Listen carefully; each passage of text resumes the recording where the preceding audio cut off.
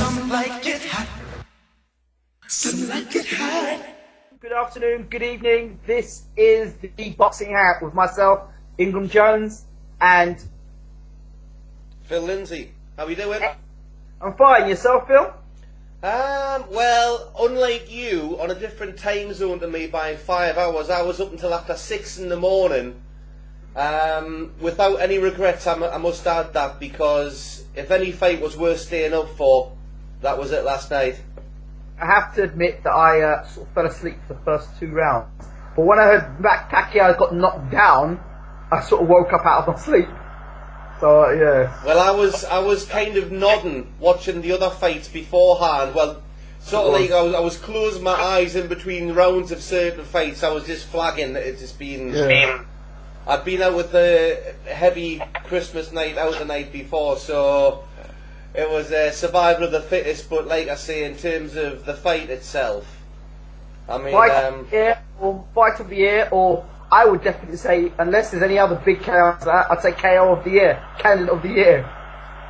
Well, it's one of the best KO punches I've seen in a long time. It's up there with the one that Pacquiao did with Pacquiao in terms of connection, perfect punch, perfect time, and everything.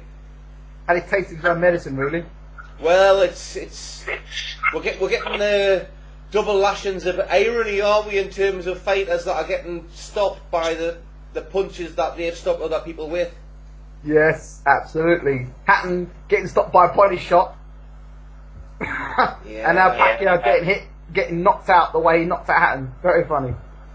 Well, it's funny now when you know the fighters are okay. When you see Pacquiao go down the way he did, I mean, we'll backtrack and we'll cover the whole fight because it deserves to be covered in its entirety.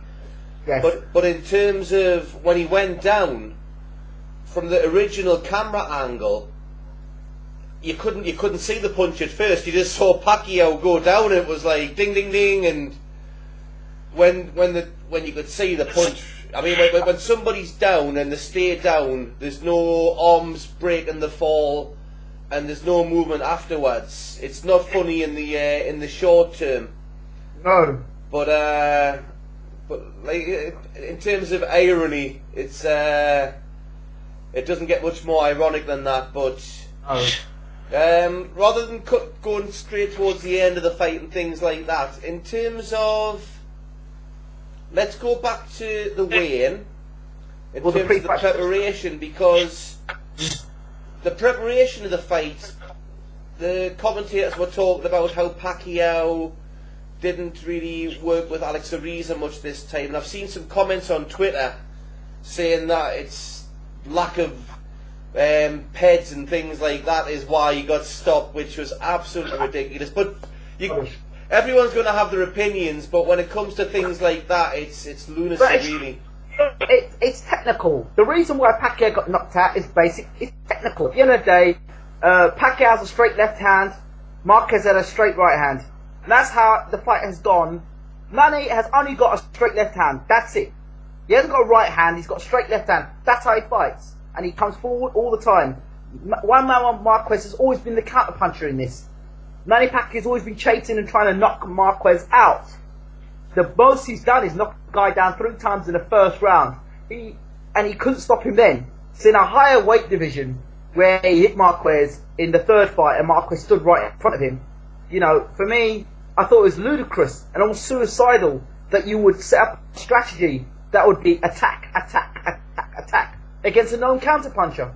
Well, for the first 2 rounds, Pacquiao did what I said before the fight, what he had to do. His head movement was good. He was in and out. He wasn't taking silly chances. He wasn't really giving Marquez much chance to counter at all in the first 2 rounds. I would disagree with you there. If you look at the fight carefully, from the first round, Manny Pacquiao was coming forward. Marquez was whacking him to the body, very clean body shots, and that was a strategy. Because if you look in the third round when Manny went down, it was a body shot. He went to throw the body shot. He feinted a jab to the body. Manny brought his hands down, going backwards, and then Marquez threw the right hand over the top. And Manny was already going backwards at the time. So he basically set him up. He set him up. That punch wasn't a big punch as such. He was set up. He was going backwards. He didn't have any sort of balance. It wasn't a small punch. But if you see from Pacquiao's point of view, and you see Marquez coming forward, it wasn't a small punch. No. I mean, you said before the fight in terms of Marquez building for power and training for power. Yeah. It was and you could see the ferocity on his face. It wasn't a lot of Marquez's shots. When he counters, you'll not see much on his face. He doesn't give much away, and it's just technique. Yeah. Where when he threw that right there, you could see the ferocity on his face and how much he was putting into it. It was surprising to see how hard Pacquiao went down. But when you seen it from other angles, it was very clean on the chin. Bear in mind, these guys have fought 3 times before. And if I've played you 3 times at chess, or I've played you 3 times in a football match, I have an idea of how you move, your idiosyncrasies. That you 2 steps to the left, or before I throw a right hand. Like he knew Ricky Hatton. Ricky Hatton would tap his gloves together, and then he'd throw a left hook. He did certain things. So Marquez is able to time Pacquiao, and from the very first round, he was catching Manny with the straight right hand. And at no point in time, like I've said in my preview, post-fight videos, at no point in time did his corner sit him down and say, look, you're getting caught with a straight right hand. You're getting caught with that straight right hand. You need to watch that right hand over the top. Block it, slip it, do something with it. But he is coming in straight lines. Typical Manny Pacquiao, coming in straight lines. But Pacquiao was landing in the first couple of rounds. He was landing more than he was taking. And if you look at the 3 previous fights with Marquez, Marquez has never caught him heavy enough for him to worry and expect what actually happened. If you look at the second fight, when he caught him with a right hand, Pacquiao was visibly stunned.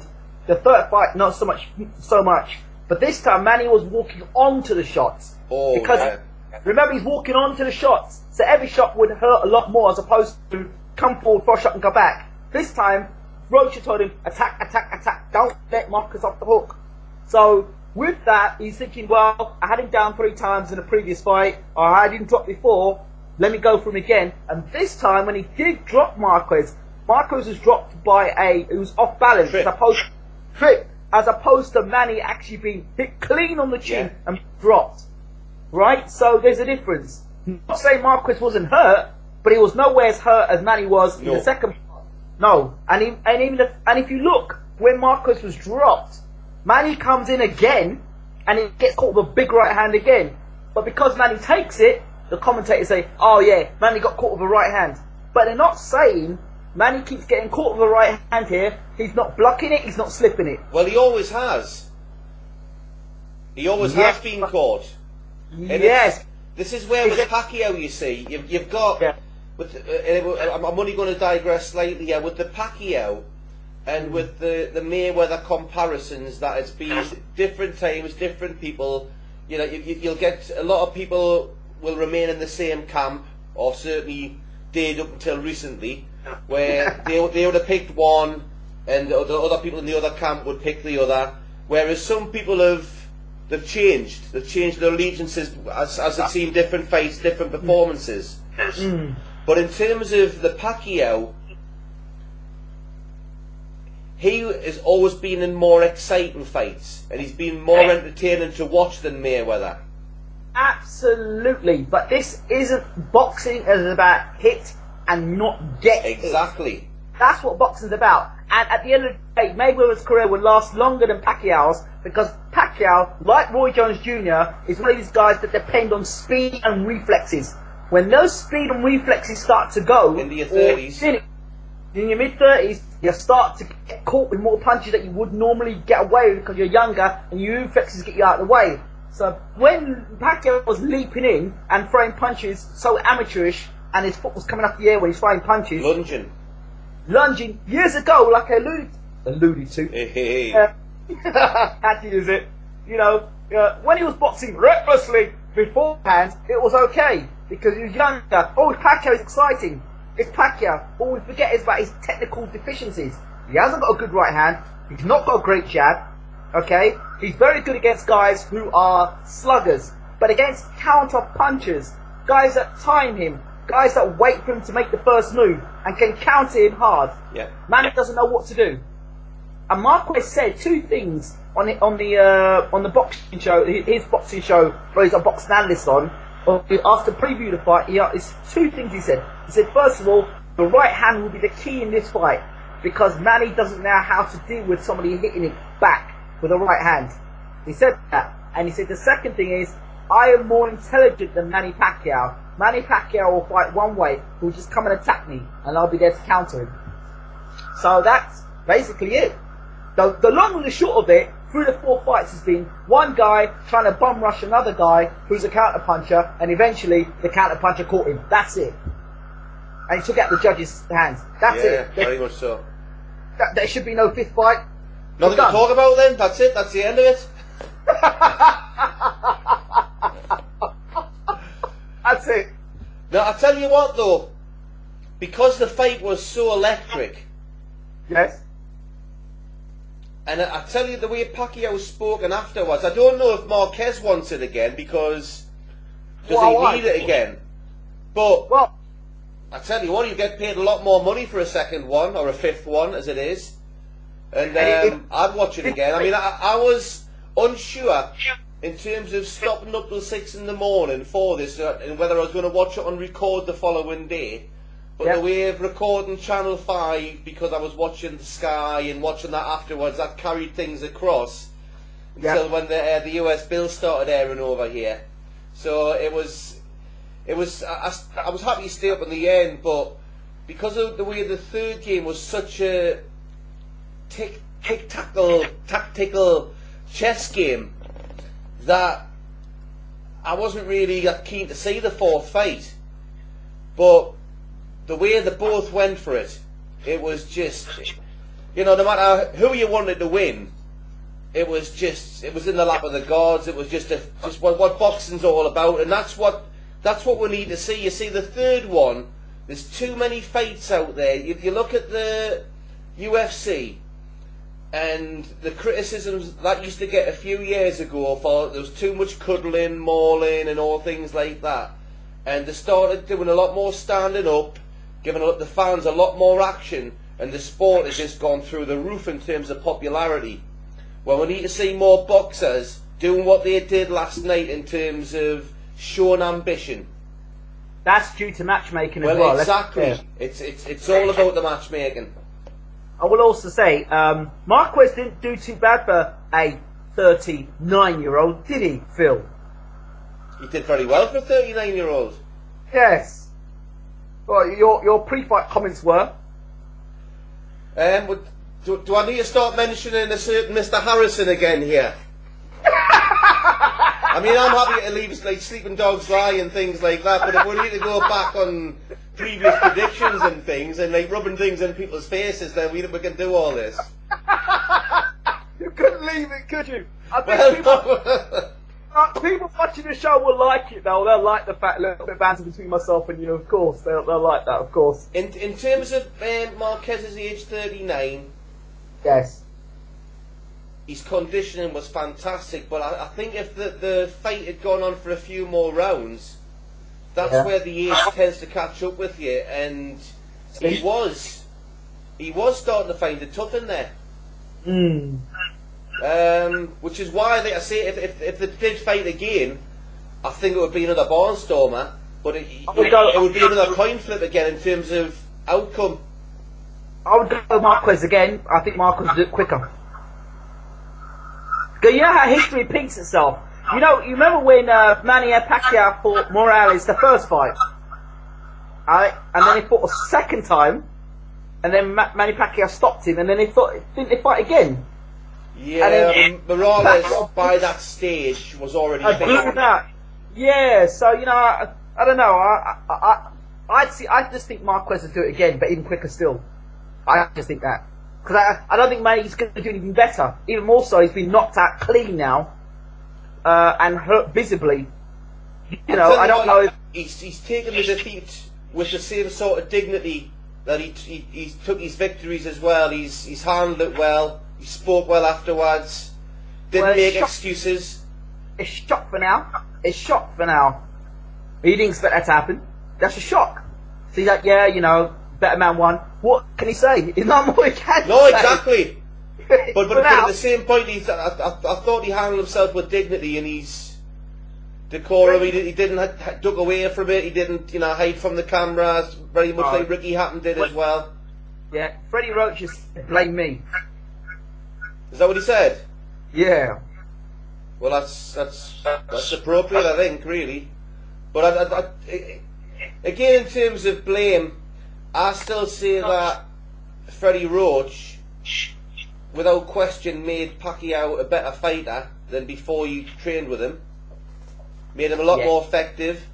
Yes. I think they managed him well as well. They managed him well. Yeah. They managed him well, these weight train fights, and I'm not saying that Pacquiao done well, and they kept him away from Floyd Mayweather. And I say this because you think about it, the one right hand in the whole of those 4 fights that Manny Pacquiao could not deal with against a counter puncher, Floyd Mayweather's best punch is a straight right hand. And also, he's the best defensive counter puncher in the world, without a doubt. So you're going to fight a guy who can punch with a straight right hand and leap in with it and not get caught. Plus he can counter off the ropes. You know. I tell you what, I reckon Floyd Mayweather Jr. is probably going to, bear in mind, he likes his money a little bit. I think he's mentioned it a few times. Yeah. But I think Floyd Mayweather Jr. on losing between 50 to 100 million for one fight, that in hindsight, the way things have turned out, and again, I think to a degree, I think Pacquiao, because of his style of fighting, yes, it's fair to say, and we've said it before the fight as well, he is on the fade, but he's still providing entertaining fights, and if he does choose to continue, which it looks like he is, yes, then I'll be happy to watch him again. But whether he's going to command the same pay-per-view figures, let me give Pac fans or Pacquiao fans a glimmer of hope. Okay, and here's a glimmer of hope. If Manny Pacquiao were to stand down from his political aspirations, if Manny Pacquiao were to train the way he should do full time and give 100% and 10% attention to boxing, if Manny Pacquiao were to keep away from the church and just focus as a boxer, as a fighter, we'd have a better fighter there.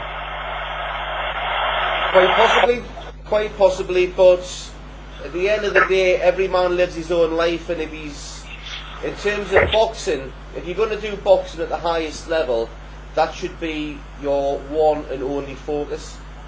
If you're going to be boxing at a lower level, somewhere where you'll be more comfortable, which he has done to a degree, he's been boxing people who he was beaten comfortably, so therefore able to get away with distractions, then to a certain degree, but he certainly shouldn't need the money. It all depends on how much gambling he's been doing and how good or bad at it he is. But in terms of, like I say, after getting knocked spark out like that, which he was out for a while. I mean, that was when Ricky Hatton got knocked spark out by Pacquiao. He was absolutely dazed, but he was still conscious. Yeah. Pacquiao was out. He was motionless. It was nothing. And within 5 to 10 minutes of being pulled round, he was, yes, I'm going to fight again. Yeah, well, he would do that. He would say that. If he's going to fight again. I think if he stops now, he's lost 3 in a row. 3 in a row or 2 in a row? 3 in a row. Hold on. 2. Yeah, he lost against. Yeah. If he didn't lose against Brad, he definitely lost against Marquez. Yeah, and he should have lost the time before. But it's like, if he quits now, his legacy's intact, because it's a matter of he's lost a couple of fights when he's, you know, on the fade a little bit in terms of his style of fighting.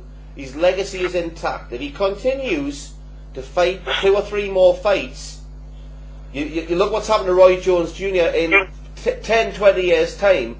Roy Jones Jr. is going to be heralded for the fighter that he was. You've got very recent memories of not even a fader, just a shadow of a man, continuing to try and stay in the game. He just loves the game that much and still believes in himself, and there's, he's one of many. But Roy Jones Jr. is a pound for pound number one who, at this time does not get the credit that he should be getting. Well, I think that the danger is that Pacquiao continues to fight for a few more fights, he might put his legacy at risk. Depending on his contract as well, he's just signed a new contract with Bob Arum, so I understand. So what does the contract say? Did you see Bob Arum afterwards when he's getting interviewed? He's got Pacquiao there who's just, had his whole world taken away from him. In terms of, bear in mind, that wasn't just a fight. That was a huge rivalry. That was personal in there. It's one thing being polite and giving credit afterwards, and that was personal, and he just had his whole life ripped apart. And Bob Arum was giving it all, we'll try and break the record and make it 7. It was like, a bit sensitivity for your man there. But he's all about the dollars. That's all he's about. He don't give a monkeys. Well, he's not the only one. But in terms of the fight itself, I think, like I said, fight of the year. In terms, I was on my feet. I was just in the house by myself, on my feet, adrenaline, shivers, the whole thing, and I think what made it better was I wasn't expecting it to be like that. You often get, I'm going for the knockout talk and all these different things before the fight, but because of the chess match that I had last time, it was just such a, Remember I said in our pre-fight prediction, I said I could see Manny going down in this fight and not Marquez. I said that I think that it'll be Marquez that will knock Manny down, and he'd never knocked him down in any other fights. I just think because Manny was talking about this attack, walk onto shot. And Marquez, both right hands which floored him yes. was him overconfidence, and he said it afterwards, and it was because whilst he was going in and out and moving to the side and getting out, and he wasn't really taking serious risks in terms of getting big counters like that. And in the third round, when you see him take that right hand, Pacquiao had just switched off. He'd switched off. The right hand came from right over the shoulder. It wasn't. I know he was blocking it with his own. He couldn't see it from his own left hand. Yeah, it was telegraphed. It was like here. It was one jab. It was a fake jab to the body, and then this punch came in, telegraphed. But Pacquiao had switched off. Yes. He'd switched off.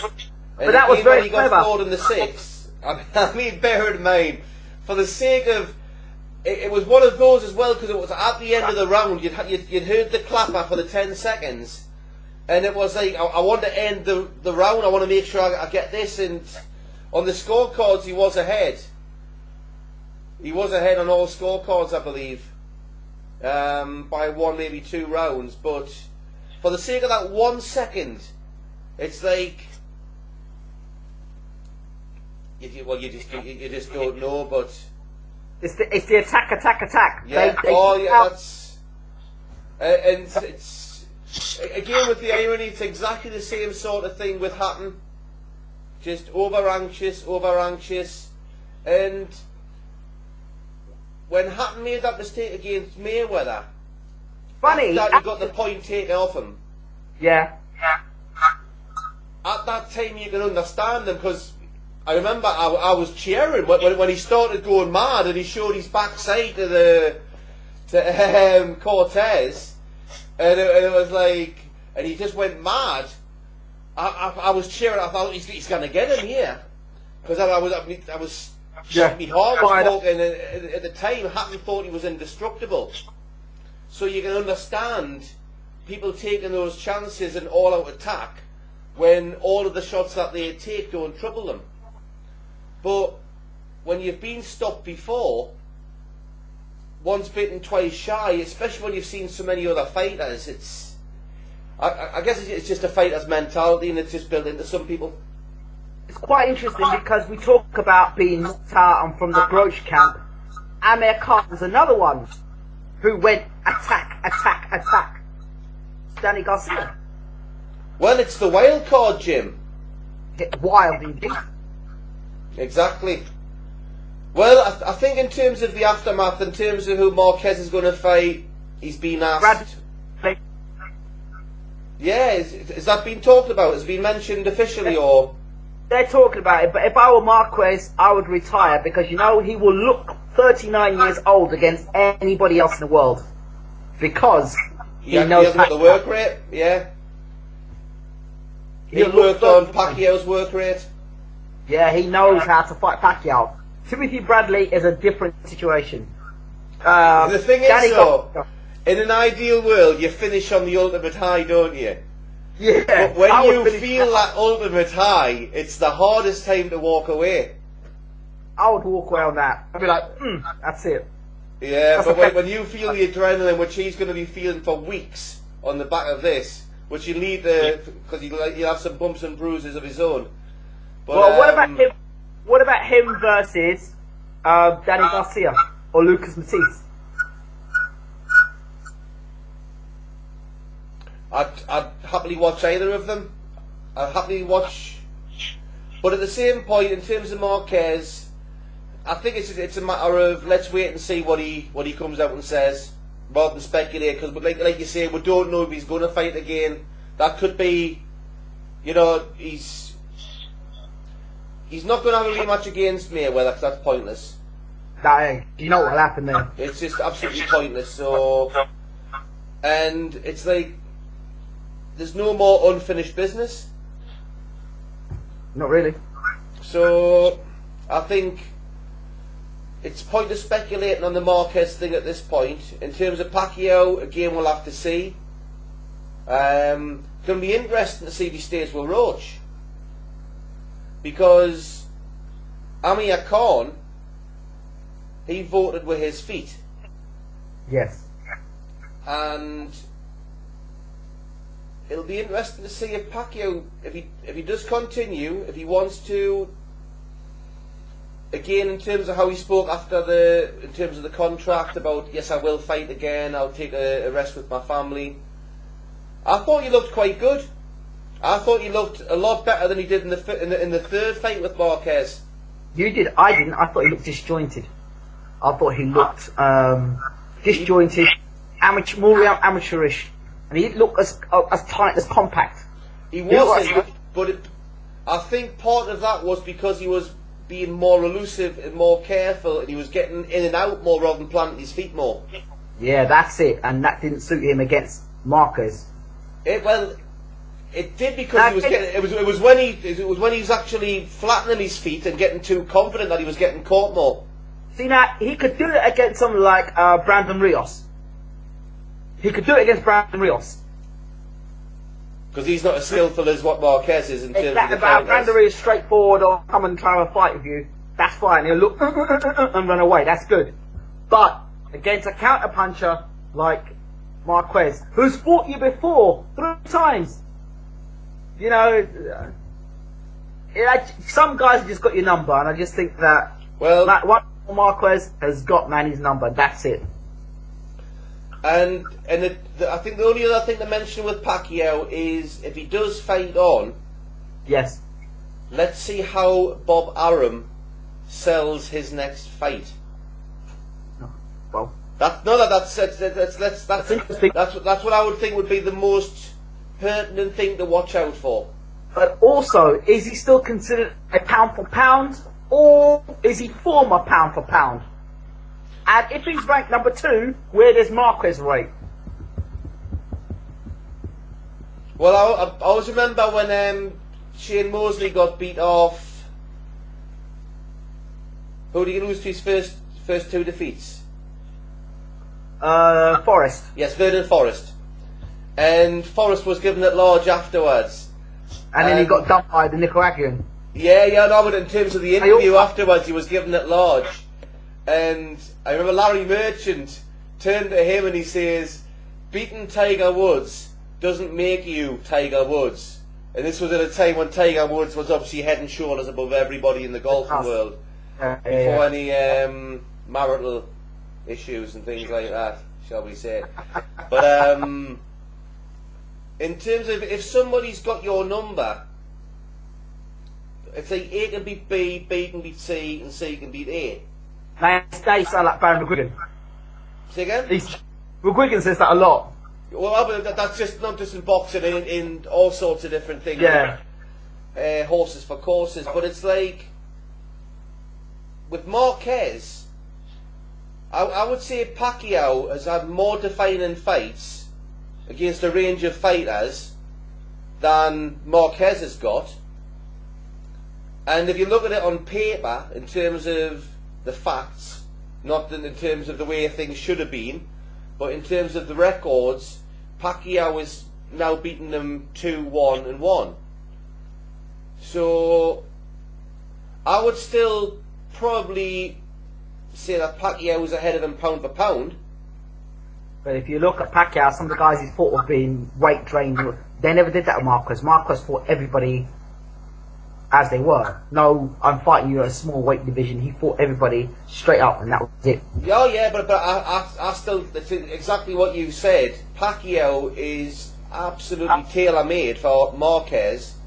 Yes. So that's why he was able to do what he did, and that's why he's giving him so much troubles. It's like George Foreman versus Joe Frazier. Frazier couldn't deal with the Foreman uppercut. No. And Frazier always got beat up quite quickly by Foreman. Yeah. But yet Frazier gave Ali hell. Oh, and then some. Exactly. And Ali played with George Foreman. Is that ABC there again, Ingram? What's that? Is that ABC there? Something like that. Yeah. But like I say, I think we're just going to have to wait and see what comes out of the next one. I thought there was some other reasonable fights which we can cover off on the American bill. Well, obviously there's quite an in-depth coverage of the Pacquiao situation and the Marquez situation, so we'll do a separate video for the UK-based fights and things from last night. But in terms of the US, looking at Vasquez against Gesta. How did I get a prediction so wrong? Vasquez was amazing. His in and out movement. I thought at some point Gesta was going to step on the gas and throw the straight left hand. He was looking up at the screen all the time. He looked like he looked like a little child. Like, what am I doing in here? Am I at a boxing? He was rocked a few times in the first few rounds.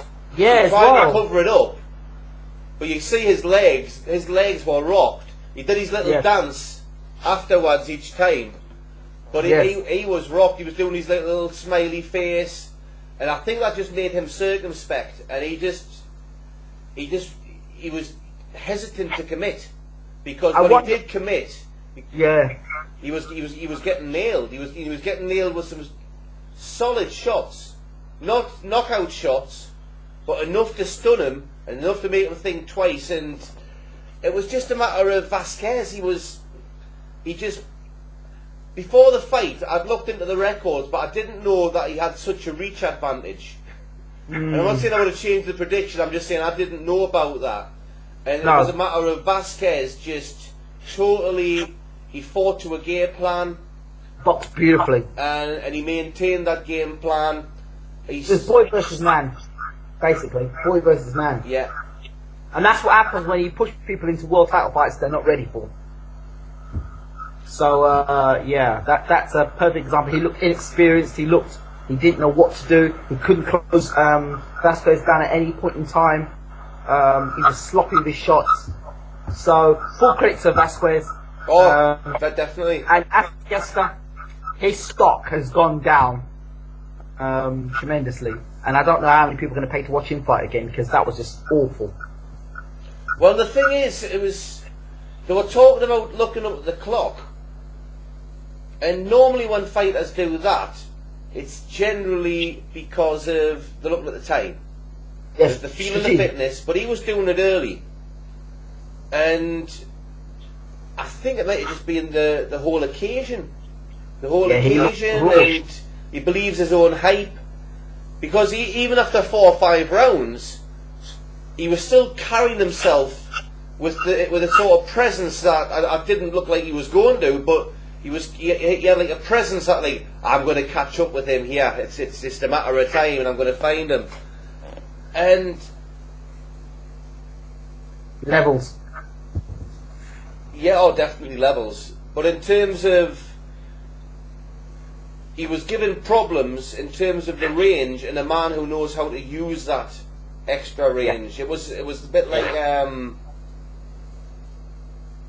there's just too many examples to go over there, but it's like he just couldn't get inside. He was moving, Vasquez was moving to the left every single time, and he was just never in any danger. Never. So, guessed as, I don't know, it's, with the whole Filipino thing, you've got Pacquiao. And Donaire. Yeah, well, Donaire, he's fighting next week, I believe. And he's a top rank as well, so we're going to try to guess trying to be the next top rank fighter. Yeah. Make a hat trick. Oh well, never mind. We'll see. It's back to the drawing board, but well done to Vasquez for that. Yeah. Gamboa? Yeah. Gamboa against Ferenes? Yeah, the Manny Pacquiao look-alike. Yeah, he was very like, yeah, he was game. He was game. He was. And he rocked Gamboa. Dropped him. Another one rushing into punches. And to be honest, enjoyed the fight. Yeah, it was a good fight, but you know why I enjoyed it? Yeah, I enjoyed it, but you got to think to yourself personally. I would want to see him in the ring with someone like Adrian Broner, because I think Broner would counter him all night long and hurt him badly. And if Broner caught him, he'd stop him. The reason I enjoyed the fight was because Gamboa, you can't always tell what a person's like by his actions, but sometimes when you're watching on TV, that's all you've got to go on. Yes. And he comes across as a ridiculously arrogant man. There's a difference between confidence, assurance, all these different things. Yeah. And when somebody displays that level of arrogance, yeah, people like to see them get the comeuppance. You know, him and Guzman have been two guys I've never really liked that much. Him and Guzman, they've got a similar sort of aura about them. But at the same point though, Gamboa, I like it. I think he's incredibly talented. Oh yeah. He's got so much ability, so much variety, and I enjoy watching him box, but I also enjoy watching him get hurt. And as the fight was going through, it was like, well, if he gets toppled, I'm going to enjoy that, because it's not a matter of seeing somebody fall. I just like seeing certain people get their comeuppance, where comeuppance is appropriate. But at the same point, it was like, well, if he goes on to win this, then it's like the roller coaster ride goes on, but you're still waiting until the next time. It's like, well, is he going to get caught next time out? It's only a matter of time, really. Really, it's only a matter of time, Gamboa. But I was glad Ferenes got through, because he deserved to get through the distance. It was obviously tough for him. He was very game. He was swinging that left hand. But it was no world beater, let's be honest. Definitely going to get him at least once. But it was no world beater, let's be honest. No. I was just happy to see him get through, because he was game. I know. It was that, but the worrying thing is he was no world beater. And True, but the left hand that Gamboa went down with, I know you've been rocked to other ones and things, but that was a cracking, full-blooded left on the chin. Yes, it was. And he recovered quite well. And I think as much as his punch resistance is questionable, I would say it's more in the Amir Khan ilk, whereas it's not, he hasn't got a granite chin, but it's more his circumspect defence, and he's wide open. He leaves himself wide open, so when he does get caught, he gets caught clean. Yes. And I think it's a mixture of that, because Amir Khan is not as chinny as what he used to be when he was with Oliver Harrison. Since he went to the wild card gym and beefed his neck up, his punch resistance is a lot better. But remember, Amir Khan's moved up a weight as well. Well, that also helps. Yeah, he was a lightweight. He moved up to light welterweight, so that helps as well. But like we say, Gamboa, we'll see. And the last one on the bill, Javier Fortuna against Patrick Hyland. I didn't see the end. I fell asleep, but for what I saw, Fortuna was just like throwing a lot of punches. Hyland was catching them. Fortuna was throwing a lot of punches. Hyland was catching them. And then Hyland threw a couple of right hands after about the 6th round. But I just got bored of it in the end. Yeah, it was Fortuna could have won every single round had he wanted to.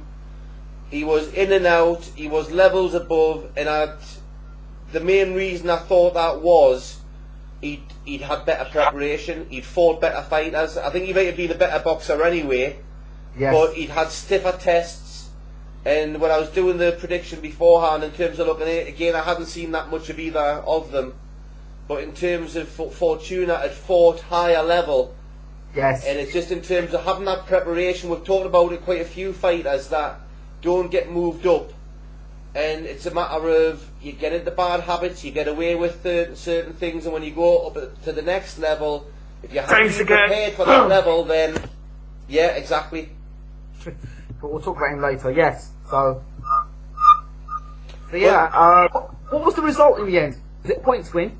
Yes, unanimous. Yeah, I said from round 1 he was going to go out there and rush him, and he couldn't resist Fortuna. Oh, it was, let's say Hyland was just out of his depth, but he can come back. He proved himself plenty tough enough. Yeah, Fortuna is a guy that you can see getting countered a lot. He's a guy that's going to run and get caught with a lot of punches. Well, he's got a similar style to a younger Pacquiao, without the devastating power. Yes. Because Pacquiao at the lower weights was devastating, absolutely devastating. But I think, in terms of the US side, I think that's probably enough to cover for now. I think so. We've probably run over the 5-minute mark once again. But all you guys out there, for any views you've got, send them through. It's at Boxing Hangout. Let us know your thoughts on the show. Let us know your thoughts on the outcome of the fight and what we've said. And also, don't forget to leave your comments below. We really appreciate your comments. Very much so. And we'll wrap this up, and we'll re-adjourn for the UK-based fights very shortly. All the best. Thanks, now. Phil. Some like it hot, some like it hot.